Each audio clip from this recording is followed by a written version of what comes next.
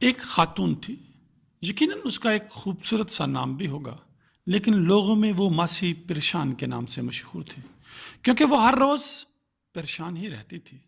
اس کی 2 شادی شدہ بیٹیاں تھیں، ایک کے خاوند کا امبریلاز یعنی چھتریوں کا سٹور تھا، اور دوسری بیٹی کا خاوند چھوٹے پیمانے پر نوڈلز بنانے کا کاروبار کرتا تھا، اور یہ 2 کاروبار خاتون کی پریشانی کا باعث تھے۔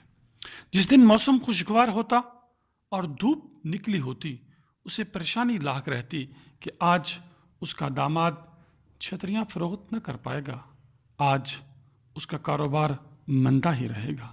لیکن جس دن موسم بارش والا ہوتا، وہ چیختی کہ آج اس کا دوسرا داماد نوڈلز کو دھوپ میں خشک اور فروخت نہ کر سکے گا۔ اس کی ہر 2 صورت میں پریشان رہنے کی وجہ سے اس کے ہمسائے اور عزیز و اقارب بھی پریشان تھے۔ ایک دن ماسی پریشان کا ایک ہمسایہ اسے ایک دانا کے پاس لے گیا۔ دانا نے تمام معاملے کو غور سے سنا اور گویا ہوا، محترمہ، آپ کا مسئلہ تو حل شدہ ہے، آپ کو صرف اپنی سوچ کا زاویہ بدلنا ہے، آپ کی پریشانی اطمینان اور خوشی میں بدل جائے گی۔ ماسی پریشان نے پوچھا، مگر وہ کیسے؟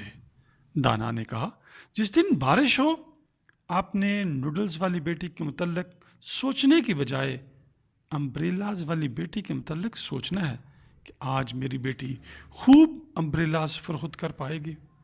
اور جس دن موسم خشک اور سنی ہو آپ نے چھتری والی بیٹی کی بجائے نوڈلز والی بیٹی کے متعلق سوچنا ہے کہ آج میری بیٹی لوگ خوب کاروبار کر پائیں گے۔ اس سمجھدار خاتون نے ایسا ہی کیا۔ اب وہ ہر روز خواہ دھوپ نکلتی یا بارش ہوتی خوش ہوتی تھی۔ جلد ہی لوگ اسے ہیپی آنٹی کے نام سے پکارنے لگے۔ اس نے اپنے داماد کے کاروبار تبدیل نہ کیے، اور نہ ہی وہ کر سکتی تھی۔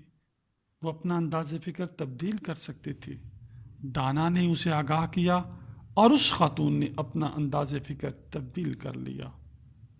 یوں اس کی روز کی پریشانی ہمیشہ کے اطمینان میں بدل گئی۔ آپ زندگی میں دیکھیں گے، آپ اپنی زندگی میں دیکھیں گے، بہت سی تبدیلیاں آپ کے بس کا روگ نہیں ہوں گی، لیکن انداز فکر تبدیل کر کے آپ خوشگوار تبدیلی لا سکتے ہیں، اور یہ خوشگوار زندگی کا ایک راز ہے۔ اگر آپ نے زندگی میں کچھ اچھا کرنا ہے تو اچھا دیکھو، اچھا بولو اور اچھا سنو، اور اس کے لیے سید اسکول آف لائف کو سبسکرائب کر لیں۔ اللہ آپ کے جسمانی اور روحانی رزق میں اضافہ کرے، آمین۔